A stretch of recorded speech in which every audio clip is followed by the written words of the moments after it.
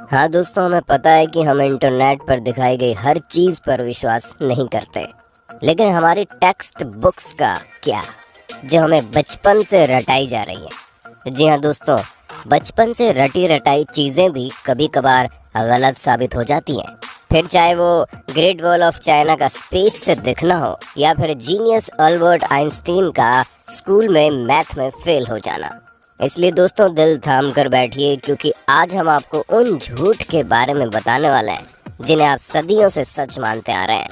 और अंत में जो सच्चाई हमने आपके सामने रखी है ना, उसे जानकर आप हंसी से लोटपोट हो जाएंगे। दोस्तों, अगर हम आपसे पूछें कि इजिप्ट में बना पिरामिड किसने बनाया था, तो हमें पता आप यही जवाब देंगे कि इजिप्ट में रहने वाले मजदूरों ने मेहनत करके इस पिरामिड को तैयार किया था। लेकिन हम आपके भ्रम को तोड़ते हुए ये कहना चाहते हैं कि बिल्कुल भी सच नहीं है। असल में इस पिरामिड को बनाने वाले ज़्यादातर लोग मजदूर थे ही नहीं। जी हाँ, इस पिरामिड को बनाने के लिए एंशिएंट इजिप्ट की अच्छी खासी पॉपुलेशन ने अपना बढ़ चढ़कर योगदान दिया था, जहाँ करीब 85 सालों तक, जिसमें 2589 बीसी से लेकर 2504 बीसी का समय लगा। और इतने समय के अंतराल में इजिप्ट के रहने वाले लोगों ने अपना खून पसीना करके इस पिरामिड को तैयार किया था, ताकि वो अपने नेशनल आइकॉन को खड़ा कर सके। ऐसे में जो लोग इतने बड़े बड़े पत्थरों को नहीं उठा सकते थे, उन्होंने यहाँ पर काम करने वाले लोगों के लिए खाना, रहने और बाकी चीज़ों की व्यवस्था की। यानी कि हर इंसान ने अपने लेवल का काम किया, जिसमें कुछ लोग सिक्योरिटी के लिए काम करते थे, तो कुछ लोग भारी भरकम पत्थरों को जुटाने के लिए दूर दराज इलाकों में चले जाते थे, ताकि वो अपने नेशनल आइकॉन को खड़ा कर सके। ऐसे में दोस्तों, उनकी मेहनत रंग लाई और ये पिरामिड वाकई में दुनिया भर में जाना जाता है। चलिए दोस्तों, अब आपके सबसे फेवरेट माइकल जैक्सन की बात करते हैं, क्योंकि इस बात से कोई इनकार नहीं कर सकता कि माइकल जैक्सन ने पॉप म्यूजिक में एक अलग ही मुकाम हासिल किया था, जहाँ ये सिंगर के साथ साथ एक बेहतरीन डांसर भी थे, और इनके डांस मूव तो वाकई माशाल्लाह थे। ऐसे में उनका मून वॉक करने का जो स्टाइल था, वो लोगों में बड़ा फेमस हुआ। पर अफसोस दोस्तों, आपको जानकर हैरानी होगी कि इस मून वॉक को माइकल जैक्सन ने इवेंट नहीं किया था। हालांकि उन्होंने इसे सबसे पहले 1983 में परफॉर्म किया था। पर दोस्तों, असल में माइकल जैक्सन ने ये मून वॉक कैस्पर कैंडिडेट और कूली जैक्सन से सीखा था, जिन्होंने 1970 में इसे परफॉर्म कर दिया था। वहीं मार्शल मार्कियो ने भी इस मून वॉक को माइकल जैक्सन से पहले परफॉर्म कर दिया था, और इन सभी लोगों से पहले बिल बैले नाम के टैप डांसर ने भी इसे परफॉर्म किया था। ऐसे में ये बता पाना मुश्किल है कि इस मून वॉक को किसने इन्वेंट किया, लेकिन वो शख्स माइकल जैक्सन तो नहीं है। अब आप एक और सिर घुमा देने वाली बात सुनिए, क्योंकि आप लोगों ने कार्बन डेटिंग का नाम तो सुना ही होगा। अरे नहीं दोस्तों, ये टिंडर में राइट लेफ्ट स्वाइप करने वाली डेटिंग नहीं है, बल्कि एक ऐसा मेथड है जिसके जरिए एटमॉस्फेयर में कार्बन डाइऑक्साइड के चेंज होने पर चीजों की असली उम्र बताई जा सकती है। ऐसे में आर्कियोलॉजिस्ट कार्बन डेटिंग का इस्तेमाल करके ये पता लगाते हैं कि उनके द्वारा खोजी गई चीजें कितनी पुरानी है, और इसी वजह से हम भी आपको जितनी भी चीजों की जानकारी देते हैं, उनकी उम्र कार्बन डेटिंग के हिसाब से ही होती है। और विलर्ड लिबी नाम के जिस प्रोफेसर ने कार्बन डेट्स का पता लगाया था, और इस काम के लिए उन्हें नोबेल प्राइज भी मिला था। लेकिन दोस्तों, दिल थाम लीजिए, क्योंकि हम आपको बता दें कि कार्बन डेटिंग के जरिए चीज़ों की असली उम्र पता लगाना बहुत मुश्किल है। और ऐसा इसलिए क्योंकि हर जगह का एटमॉस्फेयर अलग अलग तरीके से चेंज होता है। हालांकि कुछ हद तक चीज़ें सही जा सकती है, लेकिन अब आप खुद सोचिए कि दो प्लांट हो, जिनमें से एक अमेरिका में हो और एक ग्रीनलैंड में, तो जाहिर सी बात है कि टेम्परेचर इफेक्ट की वजह से दोनों की ग्रोथ में काफ़ी डिफरेंस आएगा। इसी तरह से कार्बन डेटिंग का भी हिसाब किताब है। अब चलिए दोस्तों, आपको एक और मिथ बस्टर स्टोरी सुनाते हैं, जो किसी और की नहीं बल्कि लॉक नेस मॉन्स्टर की फेक फोटो स्टोरी है। जी हाँ दोस्तों, जहाँ इस मॉन्स्टर की फोटो को न्यूज़पेपर में दिखाकर लोगों को हैरान करने में कोई कसर नहीं छोड़ी गई थी, और कई सारे लोग तो इस बात पर विश्वास भी कर बैठे थे कि सालों पहले गायब हो चुका ये क्रिएचर अब वापस से तहलका मचाने आ गया है। ऐसे में दोस्तों, लॉक नेस को स्कॉटलैंड में देखे जाने की बात कही गई। इस तस्वीर को सबसे पहले रॉबर्ट केनेथ विल्सन ने 1934 में लोगों के सामने रखा, और करीब 60 सालों तक इनकी ली गई इस तस्वीर को सच्चा समझा जा रहा था। लेकिन वो कहते हैं ना कि झूठ के दिन 4, सच चले 1000 साल। हाँ दोस्तों, हमें पता है हमारी बनाई गई कहावत उतनी अच्छी नहीं है, लेकिन इस जगह पर बिल्कुल फिट बैठती है।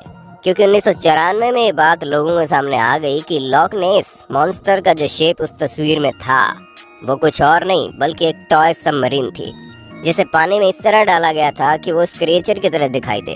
और ऐसा मर्म्यूडेक नाम के जर्नलिस्ट ने किया था ताकि वो अपने न्यूज़पेपर से बदला ले सके, क्योंकि उनके न्यूज़पेपर ने लॉक नेस मॉन्स्टर के बारे में छापने की वजह से उन्हें बातें सुना दी थी।